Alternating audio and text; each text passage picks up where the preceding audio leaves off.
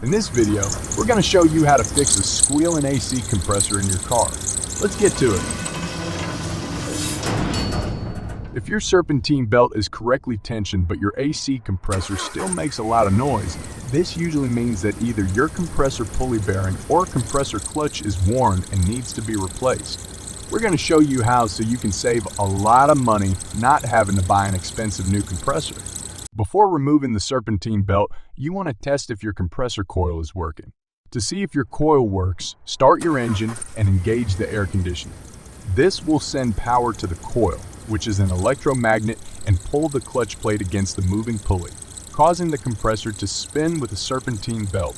If you can't get the clutch plate to engage, the coil or its wiring is probably bad.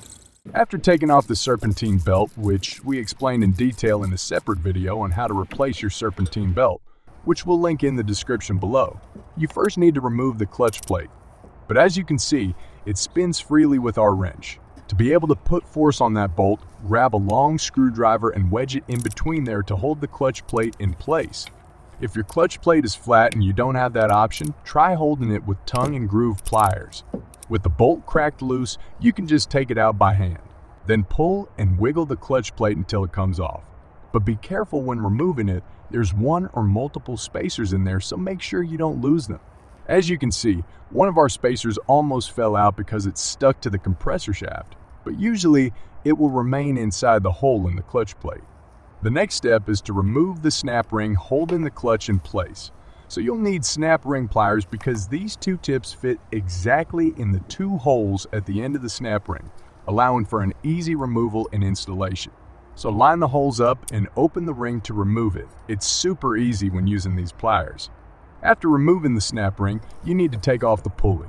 If you're lucky, you might be able to get it off with just a screwdriver, but chances are you'll need to let it soak with some penetrating oil first if it's an older compressor.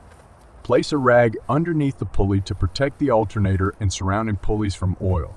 You don't want to get them all greasy. Then spray the penetrating oil around the central hollow shaft on which the pulley is mounted and let it soak for a while. After 15 to 20 minutes, grab a large screwdriver and use it as a lever to gently push the pulley off, rotating it every time to avoid bending or damaging one spot.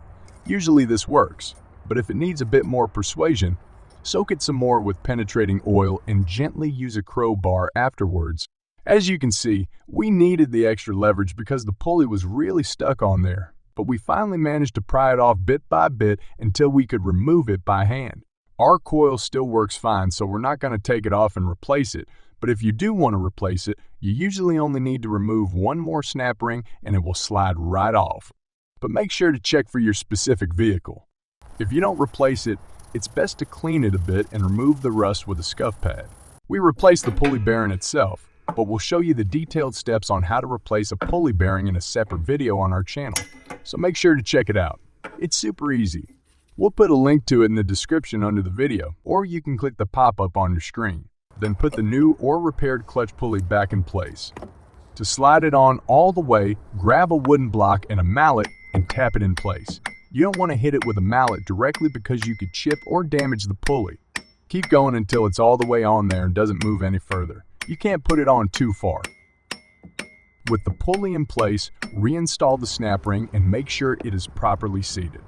Then take your clutch plate and install the spacers, but make sure they're level before pushing the clutch plate on. You don't want to squash and bend them. Then install the bolt again and tighten it with a wrench while holding the clutch plate in place, just like we did when removing the bolt. With everything assembled and the serpentine belt installed, it's time to try it out. No more loud squealing noises coming from the compressor pulley, and a lot of money saved not having to replace the compressor entirely. And now, you can too. Thanks for watching. More videos are on the way, so be sure to like, comment, and share this video. It really helps us out a lot. Our content wouldn't be possible without the amazing support of our patrons and YouTube channel members, whose crew you can join via the links in the description to see our schedule, vote on future videos, get behind the scenes sneak peeks, and much more. This is Classic Car Maintenance, and we'll see you on the next one.